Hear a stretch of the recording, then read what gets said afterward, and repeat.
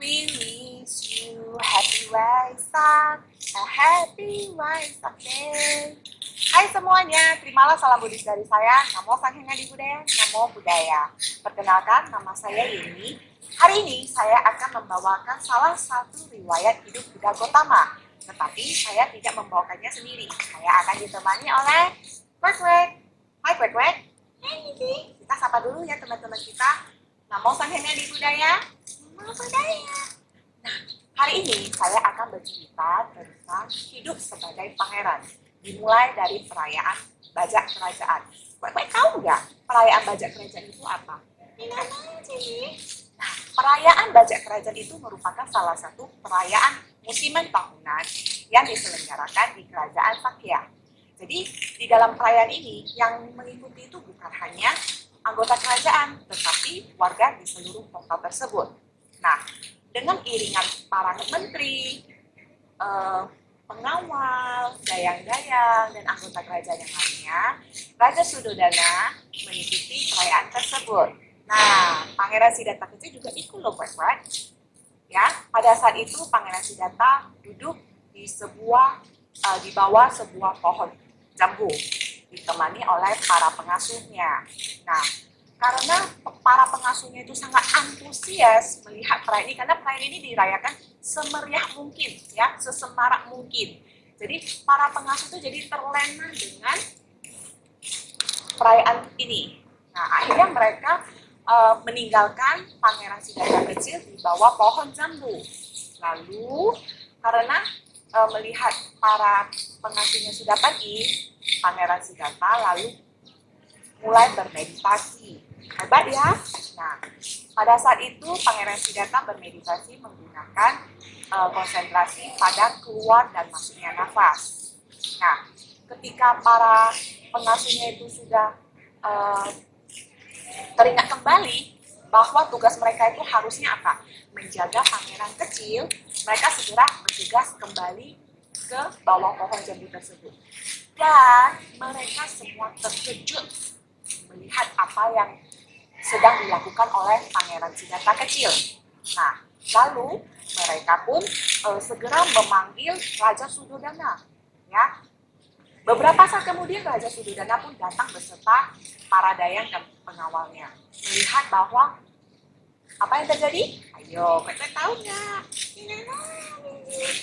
Nah, ternyata ada sebuah keajaiban yang terjadi ketika Pangeran Siddhartha bermeditasi di bawah pohon jambu. Ya, biasanya matahari itu, ya, ketika bersinar ke barat, ya kan, maka bayangannya itu pasti akan berlawanan arah. Tetapi kali ini bayangan pohon jambu itu tidak berpindah tempat sama sekali mengikuti posisi mataharinya. Malah bayangan pohon jambu tersebut seolah-olah melindungi, memanggil Pangeran Siddhartha yang sedang bermeditasi. Wah, enak sekali gitu ya. Iya, tentu saja ini adalah keajaiban yang terjadi ketika Pangeran Siddhartha bermeditasi di bawah pohon jambu. Dan pada saat itu juga Pangeran Siddhartha mencapai jana tingkat pertama. Nah, melihat keajaiban yang terjadi, Raja Sudodana merasa takjub dan lalu segera memberikan penghormatan kepada putranya. Nah, setelah perayaan Bajak Kerajaan itu berlangsung, ya, nah, kita akan masuk ke masa di mana Pangeran Siddhartha mulai bersekolah. Jadi, Pangeran Siddhartha itu juga bersekolah loh. Apakah Pangeran Siddhartha bersekolah di sekolah seperti adik kita? Tidak, ya. Pangeran Siddhartha itu sekolahnya itu ya di dalam kerajaannya, beserta dengan teman-temannya yang lain yang merupakan anak-anak dari bangsawan. Nah, yang menjadi guru pertama Pangeran Siddhartha itu adalah 8 Brahmana yang dulunya diundang oleh Raja Sudodana untuk meramalkan masa depan pangeran kecilnya bagaimana dan pada saat pemberian nama Siddhartha. Ya, nah mereka ke-8 Brahmana tersebutlah yang menjadi guru pertama dari Pangeran Siddhartha. Ya, setelah berguru kepada 8 Brahmana ini, Pangeran Siddhartha merasa bahwa ilmu yang didapat itu masih kurang. Nah, lalu didatangkanlah seorang guru yang bernama, tahu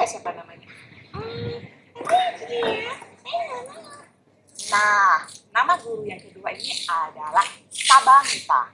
Ya, Brahmana Sabamita ini mengajarkan ilmu tata bahasa dan perbintangan kepada Pangeran Siddhartha. Dengan waktu yang cepat, Pangeran Siddhartha sanggup menguasai semua ilmu yang diajarkan oleh guru-gurunya. Hebat ya? Nah, lalu karena Pangeran Siddhartha itu berasal dari keluarga Satria, dari kasta, dari golongan Satria, maka Pangeran Siddhartha juga diajari tentang ilmu kemiliteran dan juga bela diri. Tahu nggak ilmu bela diri itu apa saja? Mana itu ya Cici ya? Cit. Ini bukan cek. Di dalamnya itu ada ilmu tinju, lalu ada ilmu bela diri yang lain seperti apa? Naik kuda, berkuda, lalu main anggar. Wah, banyak sekali Cici. Iya, tentu saja. Nah, walaupun diajari berbagai ilmu, Pangeran Siddhartha mampu menyerap semua ilmu-ilmunya dengan baik. Ya, bukan berarti Pangeran Siddhartha adalah anak dari seorang raja yang sangat berkuasa, maka Pangeran Siddhartha itu bermalas-malasan. Ya, sejak dari kecil, dari umur 7 tahun Pangeran Siddhartha bersekolah, Pangeran Siddhartha itu tidak pernah bermalas-malasan. Ya, Pangeran Siddhartha selalu menggunakan waktunya itu untuk bermeditasi. Selain belajar, Pangeran Siddhartha juga bermeditasi. Ya, nah, lalu selain bermeditasi, Pangeran Siddhartha itu juga dikenal dengan sifat welas asihnya. Ya, sifat welas asih Pangeran Siddhartha itu dikenal oleh semua orang. Jadi semua orang itu sayang kepada Pangeran Siddhartha, dan Pangeran Siddhartha juga sangat menyayangi semua orang, bahkan kepada makhluk lain, dan tidak pernah mau menyakiti makhluk lain. Nah, asal tahu ya, dari Pangeran Siddhartha lahir itu, ya, semua kebutuhan Pangeran Siddhartha itu selalu dipenuhi dari dayang-dayangnya. Kalian bayangkan saja sendiri, dayang-dayang ataupun pengasuh Pangeran Siddhartha itu selalulah orang-orang yang masih muda, ya, lalu tampan, ganteng, cantik, dan penampilannya itu semuanya berbadan lengkap. Nah, satu lagi nih, Raja Suddhodana selalu memberikan makanan yang terbaik dan makanan yang terenak untuk para dayang-dayangnya itu apa? Agar para dayang-dayang yang mengasuh Pangeran Siddhartha itu selalu dalam keadaan sehat, ya. Nah, lalu semua aksesoris yang mulai dari jubah, tutup kepala, mantel, semua didatangkan dari negara Kasih. Negara Kasih itu dikenal sebagai salah satu negara yang mempunyai aksesoris ataupun perhiasan dalam kualitas yang terbaik di negerinya. Ya, nah, berbicara tentang sifat welas asih dari Pangeran Siddhartha, ya, Pangeran Siddhartha itu pernah sekali ya melihat ada seekor serangga kecil, ya kan, yang sedang berjalan di atas tanah. Lalu ternyata serangga kecil ini sudah diperhatikan oleh si kadal. Jadi apa yang akan terjadi nih? Apakah kadalnya itu akan memakan serangga? Benar sekali, ya. Ketika serangga itu sibuk berjalan di atas tanah tersebut, si kadal cepat-cepat melahapnya.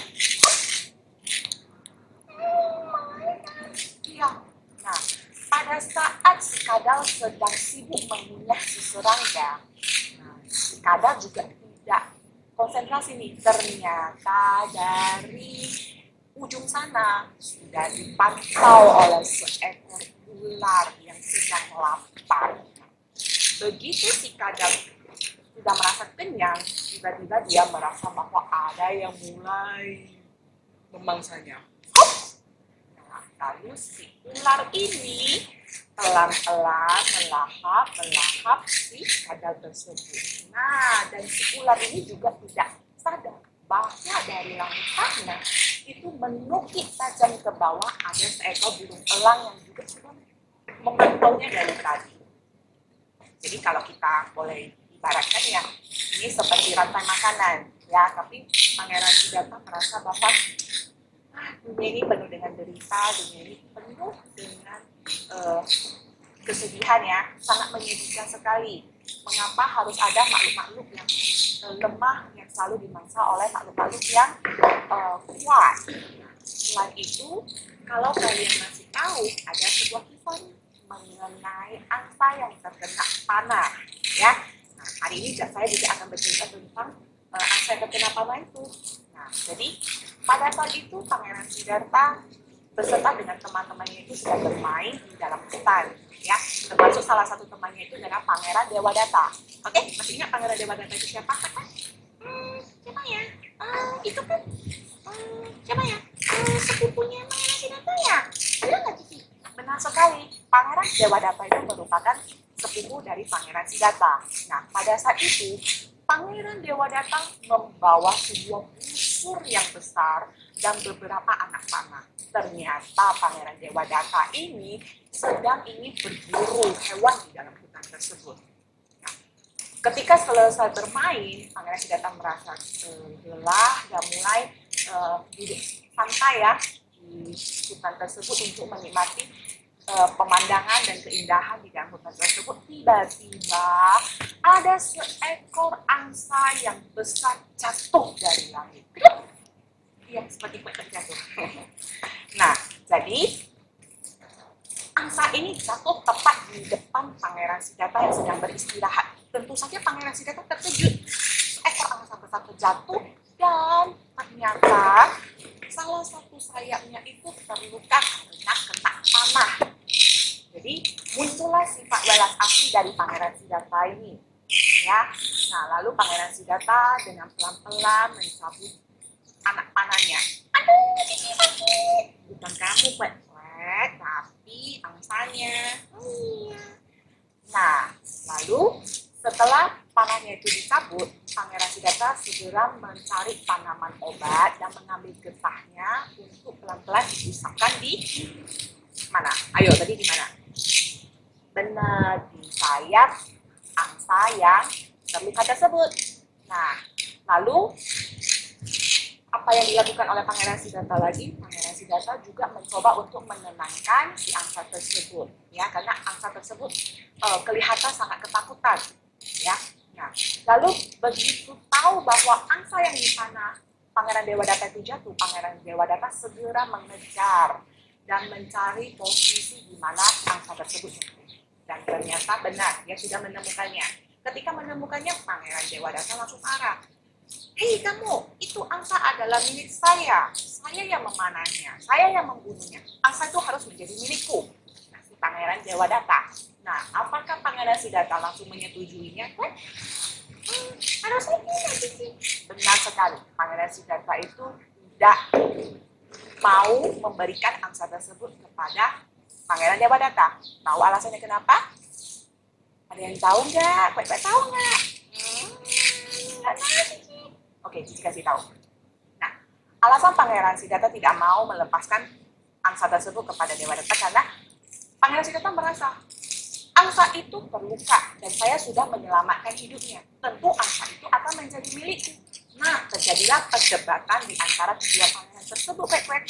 Ya, Pangeran Dewadatta terus memaksa bahwa saya yang bunuh loh, saya yang panah kok jadi milikmu.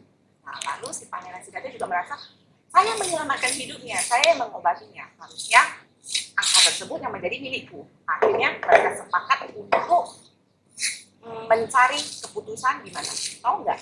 Siapa yang mereka cintai? Siapa ya? Pak polisinya? Nah, Pak polisi kan mereka pergi ke mahkamah orang-orang bijak. Nah, di sana Pangeran Siddhartha dan Pangeran Dewadatta menceritakan kronologis kejadiannya kepada para orang bijak tersebut. Nah, lalu orang bijak ini juga bingung. Pangeran Dewadatta juga benar. Kan yang memanah itu kan Pangeran Dewadatta. Berarti Pangeran Dewadatta berhak dong memiliki si angsa tersebut.